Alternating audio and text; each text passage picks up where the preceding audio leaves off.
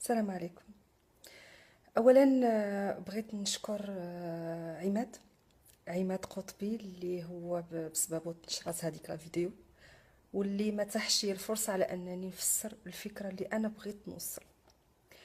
ثانيا كنشكر كاع الناس اللي هما اتصلوا بيا، بعثوا لي رسائل، شجعوني، عايروني، نعتوني بكل الالقاب، يعني بدون وجه حق. آه، اللي بغيت نقول لكم يعني من امتى الرجل الشرقي النعس ديالو على انه فقط رجل من دول الخليج، يعني الاماراتيين والسعوديين، مع كل احترامي لهذا الرجال هادو. انا اللي بغيت نقصد في الفيديو، حيت هو سولني قال لي غندير معاك لحظه امل يعني عماد قطبي في البرنامج ديالو. قلت ليه قال لي شنو هي الحاجه اللي كتاثر فيك؟ انا قلت ليه المراه المغربيه يعني الوضعيه ديالها، رغم هادشي كله اللي وصلت لي، هذا رايي شخصي وما ما تلومونيش عليه. قلت ليه يعني مني كنمشيو للخارج او الفكره اللي كنت انا بغيت نوصل، وللاسف ما كانش عندي الوقت انني نفسرها. يعني مني كنمشي لشي مؤتمر او شي مهرجان برا في الخارج، ف في الخارج يعني بصفه عامه، سواء دول اوروبيه دول عربيه او فين ما كانت، كيقولوا لي احسن امراه مغربيه هي الزوجه المغربيه. فانا اكيد كنقصد الزوجه المغربيه.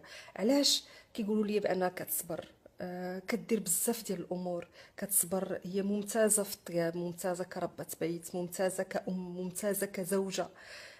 فهي بالنسبه لنا حنايا احسن زوجه في العالم العربي. ف انا الفكره اللي كنت بغيت نوصل، كنت بغيت نقول له يعني يعني الرجل خارج بلادي كيحس بالقيمة ديال المرأة المغربية أكثر ما كيحس بها ولد بلادي.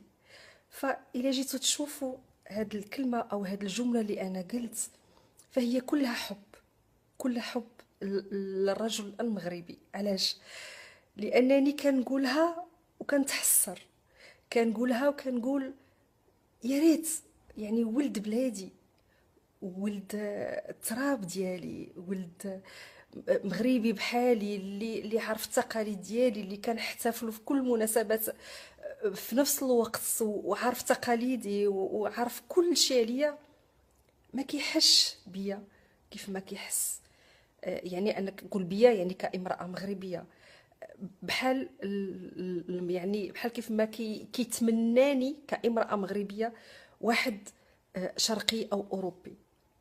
فاكيد الرجل المغربي راه عنده قيمه كبيره في حياتي. اول راجل في حياتي تلاقيت به هو الاب ديالي، واللي مسكين ضرب تمار باش يهزني وباش يربيني، وباقي لحد الان تم بعد طلاقي هو اللي لقيت، هو اللي هزني. ولدي اللي يا ربي يحفظه ويخليه ليا، يعني كنموت عليه. كاين رجال بزاف اللي وقفوا معايا في خدمتي، وقفوا معايا يعني في بزاف ديال الامور، فما يمكنش، كيفاش يمكن لي ما نبغيش ولد بلادي؟ فهي فقط تنقول زعما تمنيت لو انه فعلا يحس بينا، حسوا بينا ولاد بلادي.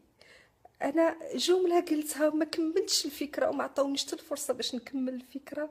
حكمتوا عليا وظلمتوني ورديتوني بنت كنبغي ما عرفت شنو، بنت رخيصه كيفاش رديتوني رخيصه، كيفاش حكمتوا عليا داك الحكم القاسي، وانا كندير شحال من خدمه غير باش نصور اخر، يعني باش نقدر نشتغل على راسي ونصرف على راسي ونصرف على وليداتي.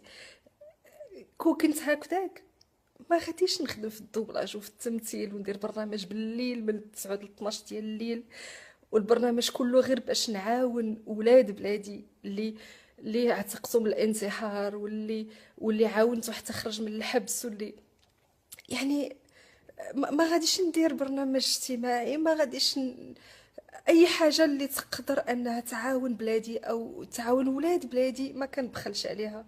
كراني فاش مشيت لبلاصه اخرى او مشيت لبلاد اخرى ما نبقاش متمسكه ببلادي، بترابي. ف كندير حكم قاسي قسيتو عليا، يعني ما نستاهلش. ما ما درتش شي حاجه اللي وما قلتش شي حاجه، انا فقط يمكن من تجاربي الخاصه. انا انا فكرت يعني الزوج، مني قصدت رجل يعني الزوج، مش قصدتش الاب ولا الابن، قصدت الزوج. آه، اللي يمكن من تجاربي الخاصة تخذلت، تظلمت. ما مهم،